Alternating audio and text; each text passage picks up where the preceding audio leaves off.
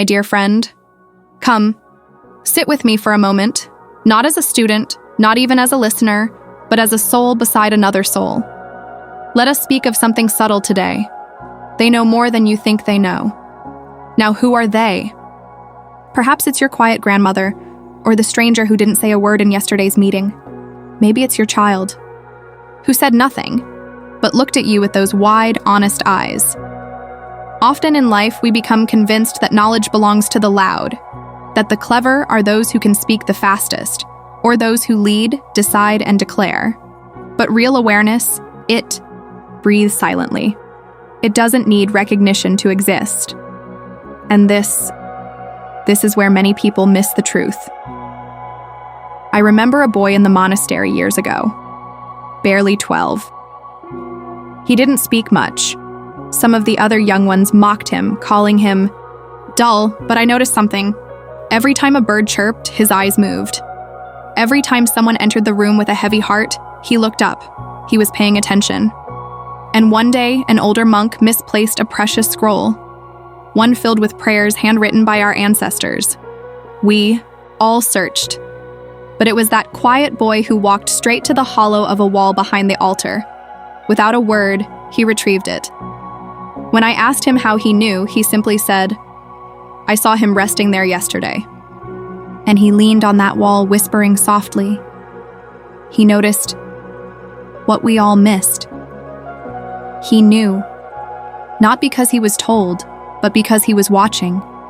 This is what I mean when I say, they know more than you think they know. Too often, our pride makes us blind. We assume we're ahead in life because we can explain, control, or argue better, but the heart, the spirit, they perceive in silence. That man on the street who never looks up, he's seen more pain than you can imagine. The janitor who sweeps the hallway after everyone has left, he's heard every whisper you thought no one else caught. Humility begins. When we understand, we are never the only ones who see, and sometimes those who don't speak understand most deeply. In my youth, I mistook quietness for ignorance. I mistook stillness for weakness. I believed I had more to offer because I had more words, but years taught me differently. There was an old woman who used to come to the monastery gates every Sunday. She would light a small lamp, leave a bowl of rice, and leave. Never said a word. Eventually, I asked the elder monk why she came. He told me, she had a son who died in war. She comes to feed him even now. You see, that woman, with no education, no speeches, no grand gestures, she held in her silence a story of grief, faith, and unshakable love. She knew more than any of us. So I ask you now, how often do you judge someone's depth by how loud they are? How often do you overlook the quiet eyes in favor of the dramatic voice? Today, I encourage you to shift your awareness. When someone doesn't speak, ask yourself, what are they? Seeing? What might they know that I don't? This doesn't just apply to others, it applies to you too. Sometimes the part of you that stays silent, the part that doesn't speak up, that doesn't join the noise, that part may be wiser than the one always trying to respond. In meditation, we sit in silence. Not because we lack thoughts, but because we choose to listen. And in life, we must do the same. We must pause. We must look. We must consider that the person next to you, yes, even the one you never noticed, might carry truths that could change your life if only you listened.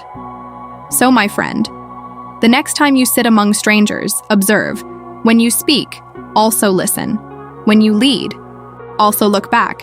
Because often, the ones who know the most are the ones you never expected to know anything at all. Let us continue, shall we? Wisdom is not always loud. Sometimes it whispers. You know, the most powerful things in life are rarely loud.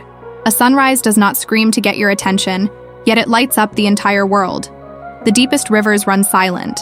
The oldest trees never shout, yet their roots hold the very ground we walk on. This truth applies to people too. We live in a time where noise is mistaken for knowledge, where performance is mistaken for purpose. But I have seen with my own eyes that wisdom often hides in those who are dismissed, ignored, or underestimated. Let me share a story. one I rarely speak about.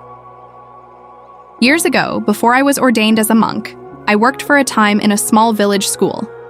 There was a young boy, Kieran. He was different. He didn't participate like the other children. He didn't laugh when they laughed, didn't cry when they cried. He would often sit under a neem tree, alone, drawing in the dirt. Many assumed he was slow. Even some of the teachers whispered behind his back, "He's not right in the head." But something about Kieran drew me in. He never looked confused, just deeply focused. One day, after the others had gone, I sat beside him. I asked, "Kieran, what are you drawing?" He looked up, met my eyes with such stillness, and said, "I'm drawing how the wind moves through the leaves." He wasn't just drawing. He was observing life with a clarity most people never reach. In that moment, I realized he knew something others didn't even know they didn't know. His silence wasn't emptiness. It was presence. Many people walk through life like they already know everything, and because of this illusion, they stop learning. But the ones who say little, they often live in a constant state of curiosity, watching, reflecting, absorbing. Do you understand how powerful that is? We must never confuse stillness for a lack of awareness. In fact, it is in the stillness that awareness blooms.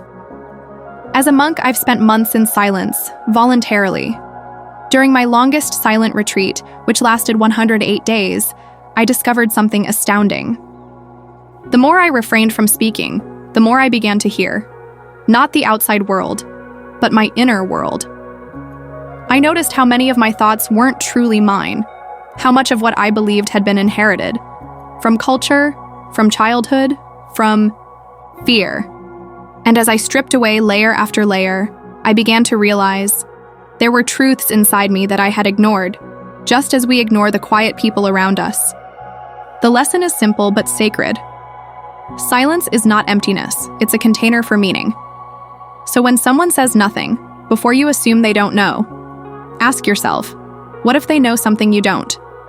What if they are giving you the space to uncover your own truth? In our culture, we are taught to talk to be respected, to interrupt to be heard. But what if the greatest power is in restraint? A wise elder once told me, every time you listen deeply, you invite the other person to heal. And I believe this is true not just of people, but of life itself. When you listen to the silent, you honor their depth. When you watch the quiet, you begin to see what noise hides. Let us not be so quick to underestimate the ones who walk softly, because often the ones who sit at the edge of the circle are the ones who see the whole circle. You see, wisdom is not always found in books or lectures or leaders. Sometimes it is found in the grandmother who repeats the same prayer every morning without fail. Sometimes it is found in the man who repairs shoes on the corner of the street, who greets each passerby with the same gentle nod, even if no one ever nods back. These souls carry wisdom not learned in institutions, but earned through endurance, patience, and quiet understanding. And when we open ourselves to see them, really see them, we begin to understand ourselves in new ways too. Because if we only seek the loud, we miss the soft revelations that transform us. So as you move forward today, I invite you to pause and ask yourself, who in my life have I overlooked? Who do I assume doesn't know? And what part of myself have I silenced that might be waiting to speak? In your home, your workplace, your community, there are those watching, listening, feeling, holding stories you've never heard. But if you slow down, if you lean in, you just might discover the truth that changes everything. Because once, again, my dear friend, they know more than you think they know. And maybe, just maybe, so do you. Look again. Listen deeper. What you seek may already be beside you. There is something I want to share with you, something I've only truly come to understand in the latter seasons of my life. Some people hide their wisdom not because they are afraid, but because they are kind. They see your struggle, they feel your pain, and they hold their tongue, not because they don't know what to say, but because they know you must come to the answer on your own. Think about that. The silence of the wise is often an act of compassion, not absence. They withhold advice, not out of disinterest, but out of respect for your soul's journey. This reminds me of my teacher, Venerable Surya. He was a man of few words, very few. In fact, during my first year in the monastery, I counted how many times he spoke directly to me. 6. 6 sentences in 12 months. And yet, I remember every one of those words, not because they were dramatic, but because they arrived at the right moment, when I was ready, when my heart was open, when I had fallen far enough to finally listen. Let me tell you one of those moments. There was a week I was particularly restless. I wanted to be chosen for a responsibility I thought I deserved. Another younger monk was selected instead, and I was angry, frustrated. I thought, they didn't see me. They don't know how much I've worked. I went to Venerable Surya and asked, why not me? Don't you know I'm capable? He looked at me, so still, his gaze like a calm lake, and said, I know. But do you know why it mattered to you so much? That was all. He didn't explain further. He walked away, but those words echoed inside me. I sat with them for days. Eventually, I understood. It wasn't about the responsibility. It was about my need to be seen, to be validated. I was chasing recognition, not service, and that one sentence from a silent man changed the trajectory of my practice.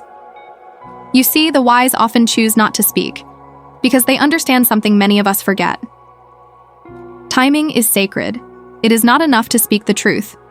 One must wait until the listener is ready to hear. It's like planting a seed in winter. It doesn't matter how fertile the soil is, it will not grow until the sun and earth agree. And so, those who truly know, they wait, they observe, they trust the process more than the performance.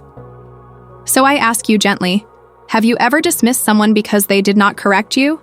Have you walked past someone assuming they had nothing to offer because they didn't interrupt you? And more importantly, have you ever ignored your own intuition, that quiet voice inside you, because it didn't shout loud enough? This journey of life, my friend, is not a competition for who knows the most. It is an unfolding of awareness, and many people around you, perhaps even people you've labeled as simple or passive, are walking libraries of understanding. The old man at the temple who sweeps the floor with devotion. He may not know how to explain philosophy, but he has lived it day after day through patience, repetition, and devotion. The woman who sells fruit in the market, who smiles at every child who passes by, she may not quote scriptures, but she knows that generosity softens even the hardest hearts. In my own experience, the most profound insights I've received didn't come from scholars or sages. They came from life itself, from watching how people suffer and still love, how they lose and still hope, how they go unnoticed and still serve. And often, these souls will never speak of what they've seen, because their reward is not praise. Their reward is peace. So when I say, they know more than you think they know, I'm not just referring to others, I am pointing to you, to the wisdom that lies dormant in you, beneath the noise, beneath the fear, beneath the trying. Because if you learn to listen to others, you will slowly begin to hear yourself. And once you can hear yourself clearly, the world, too, begins to sound different. So drink slowly, walk gently, and listen deeply. There is wisdom all around you, in the silence, in the overlooked, in the humble. And as we continue our journey together, I will show you more. Stories, insights, and lessons gathered not just from books or teachings, but from the quiet souls who taught me everything, without saying much at all. Because in truth, they always knew. They just waited for me to see. Silence is not absence. It is preparation. Listen well. Let me ask you something. Have you ever spoken to someone and suddenly felt as if they were reading your heart? As if they knew exactly what you were about to say before you even formed the words? That is not magic. That is presence. And presence, my friend, is a kind of knowing that has no voice, but holds the power of understanding. I once visited a remote village in the mountains of Bhutan. There lived a woman there, widowed, childless, quiet. They called her Amma Deki. The villagers respected her, but no one seemed to speak much to her. She lived at the edge of the forest, surrounded by dogs, birds, and a garden that never seemed to stop blooming. One day, I climbed the hill to see her, not for any reason truly, just to greet her. She invited me in. Her house was silent, no radio, no clocks, no ticking. Just a kettle steaming and wind brushing the window, and in that silence, she simply handed me tea and sat across from me. She did not speak for 20 minutes. Neither did I. And yet, in that silence, something in me loosened. My heart felt lighter, my mind stopped racing, and I wept, not out of sorrow, but out of release. Without a word, Amma Deki placed her hand gently on mine and said just this: "Not everything must be spoken. Some things just need to be shared." She had known what I needed, not because she heard my voice, but because she listened with her being.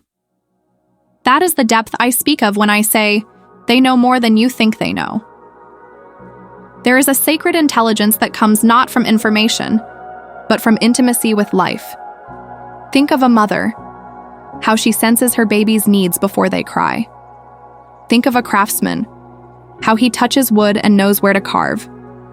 Think of a musician, how she hears silence between the notes and knows what comes next. This kind of knowing cannot be measured or ranked. It cannot be found in degrees or titles. It is grown in silence. It is matured in humility, and it lives in people all around you, if you learn to look. But here's where it gets deeper. Sometimes the people who know the most don't even know they know. They don't speak because they don't feel superior. They've lived through pain, and pain has made them gentle. They've seen loss, and loss has made them wise. And that wisdom has humbled them so deeply, they have no need to prove it. In the monastery, we call these souls the hidden lamps. They shine quietly. They do not seek an audience. They do not need praise. And yet when you are near them, you see more clearly. So the next time someone older repeats a story, don't roll your eyes. Ask yourself, what part of them still needs that story to be heard? The next time someone speaks slowly, don't rush them. They may be choosing their words with reverence. And the next time someone remains silent in a group, don't assume they have nothing to offer. Maybe they're holding space for you to speak. Maybe they're carrying pain too heavy for words. Or maybe they're listening for something bigger than themselves. You see, it's not about knowing more than others. It's about knowing differently. And this is where mindfulness becomes not just a practice, but a way of life. When you become present, truly present, you start to see what was hidden. You begin to feel the pulse beneath the moment. You begin to hear the unspoken stories in the eyes of strangers. And suddenly, even the most ordinary people begin to feel sacred. So, if you remember nothing else from this entire conversation, remember this: still waters reflect more clearly than rushing rivers. Let your mind be still. Let your judgments be soft. Let your heart be open, because in this lifetime, you will walk past many sages in disguise. They will look like janitors, nurses, farmers, or grandmothers in old sweaters, but they will carry worlds inside them. Stories, truths, wounds, light. And if you can learn to see them, you will learn to see yourself. Not all teachers wear robes. Some wear wrinkles. Some wear silence. Some just wait to be seen. There is a sacred truth that reveals itself only when we slow down. That truth is, everyone you meet knows something you don't. And more often than not, they are waiting. Not to be understood, but to be honored. In our rush to be seen, we often forget to see. How many times have you met someone and formed your opinion in seconds? She's just a cashier. He's just a driver. She's too quiet to be important. He looks too broken to be wise. And yet, behind every quiet person is an untold universe. Behind every tired face is a battle they fought alone. Behind every silence is often a lesson waiting for the right question. Let me share something that changed me forever.